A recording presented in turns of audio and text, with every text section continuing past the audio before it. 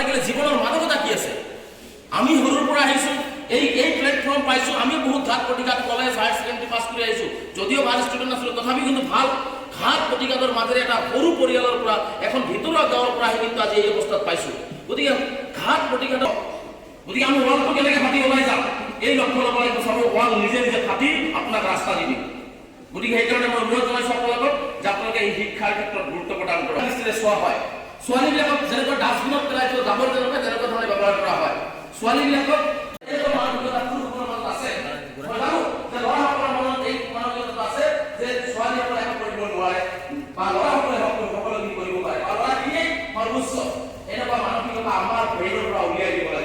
আমি পুৰুষ আৰু মহিলা ল'ৰা ছোৱালী এটা হাতত হাত থৈ আমি আগুৱাই গ'লে চাব সমাজ দিনক দিনে আগবাঢ়ি গতি কৰিব।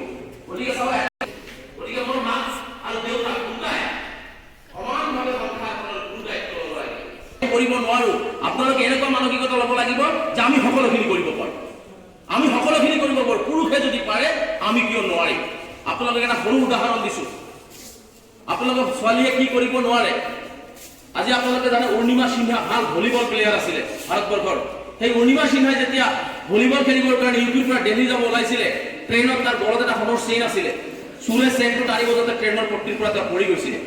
পৰি যোৱাৰ পিছত এখন ভৰি তাৰ ট্ৰেইনৰ তলত সোমাই গ'ল। গোটেই ৰাতিটো তেওঁ ট্ৰেইনৰ ছাইডত পৰি থাকিলে, ভৰি এখন কাটি গ'ল, হাত ভৰি ভাঙিলে।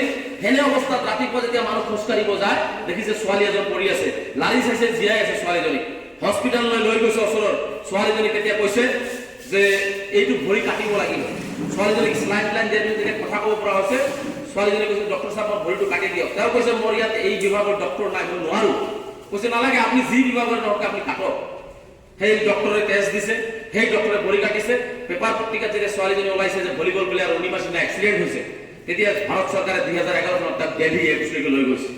তাতে তাৰ ট্ৰিটমেণ্ট হৈছে, ছোৱালীজনীক বদনামী কৰা হৈছে। তাতে পেপাৰে পত্ৰিকায় লিখা হৈছে যে ট্ৰেইনৰ টিকেট কটা নাই, যাৰ কাৰণে তেওঁ ছুইচাইড কৰিব ওলাইছিল। চাওক, এখন ভৰি কাটিব পেলালে, হাত ভৰি ভাঙিছে, বিচনাত পৰি আছে, আকৌ তাক বদনামো দিয়া হৈছে। ছোৱালীজনীতো মৰি যাব লাগিছিলে, তথাপিও সি ভাঙি পৰা নাই। তথাপি সি হস্পিটেলত ট্ৰিটমেণ্ট হয়। 3-4 মাহ পিছত ডক্টৰক কৈছে ডক্টৰ চাহাব মই ঘৰত কেতিয়া যাব পাৰে? বোলে আপোনাৰ ভৰি লগাই দিয়া হৈ আছে আৰু কিছুদিনৰ পিছত আপুনি যাব পাৰিব। বোলে মই এইবাৰ গৈ এভাৰেষ্ট ছিৰিংগত যাওঁ। ডক্টৰে নিশ্চিতভাৱে ক'ব ছোৱালীজনী পাগল হৈছে, কাৰণ এটা ভৰি নাই।